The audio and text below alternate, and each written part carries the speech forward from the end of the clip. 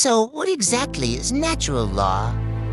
At its core, it's the belief that there's a system of law built into the very fabric of nature and human existence.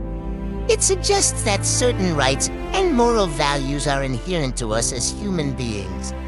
They're not granted by governments or created by societies. They exist independently. Think of it as a kind of universal moral code that we can discover through reason and by observing our own human nature. This is different from what we call positive law, which are the man-made laws of a specific state or society, the traffic rules, tax codes, and criminal statutes. Natural law is the why behind the wet. It asks, what principles should our laws be based on to be truly just? The roots of this idea stretch way back to ancient Greece. Picture the philosopher Aristotle walking through the Lyceum in Athens. He observed the natural world and saw that everything had a purpose. A telos, an acorn's purpose is to become an oak tree. A bird's purpose is to fly and build a nest. He applied this same logic to humans. He argued that our purpose is to live a life of reason and virtue, to flourish as social and rational beings. For Aristotle, a just law was one that helped people achieve this natural purpose. Actions that promoted human flourishing, like courage and honesty, were naturally good. Actions that hindered, like theft or murder, were naturally bad. Then came the Romans, who were master lawmakers, engineers of society. They took these Greek ideas and made them more practical. The great Roman orator Cicero famously argued that true law is right reason in agreement with nature. He believed this law was universal, unchanging, and everlasting. It wasn't one thing in Rome and another in Athens. It applied to all people at all times. For Cicero, any man-made law that contradicted this natural law wasn't really a law at all, it was an injustice. This was a radical idea. It meant that citizens could, and perhaps should, judge the laws of their own government against a higher moral standard. As the Roman Empire faded and the Middle Ages began, natural law found a new champion in Christian philosophy, most notably with Thomas Aquinas.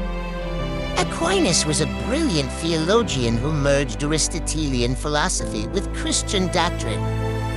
He created a famous hierarchy of law. At the very top was eternal law, which is God's divine reason that governs the entire universe. Below that is natural law, which is our participation in that eternal law.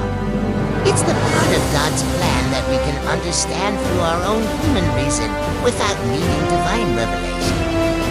For Aquinas, the most basic principle of natural law is simple.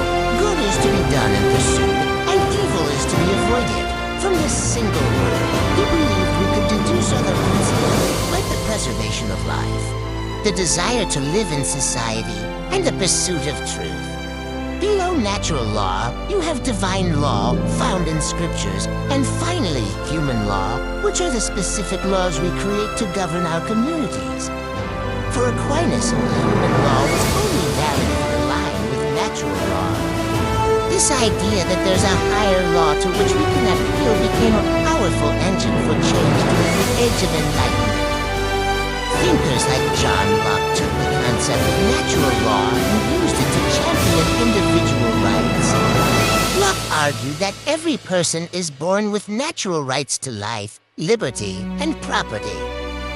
These rights aren't gifts from a king or a government. They are ours simply because we are human. According to Locke, the entire purpose of government is to protect these pre-existing rights. And if a government fails to do so, or worse, actively violates them, the people have the right to alter or abolish it. Does that sound familiar? It should. These ideas directly fueled the American Revolution. When Thomas Jefferson wrote the Declaration of Independence, he was channeling centuries of natural law theory. Those famous words, "We hold these truths to be self-evident, that all men are created equal." that they are endowed by their Creator with certain unalienable rights, that among these are life, liberty, and the pursuit of happiness. That is pure natural law philosophy.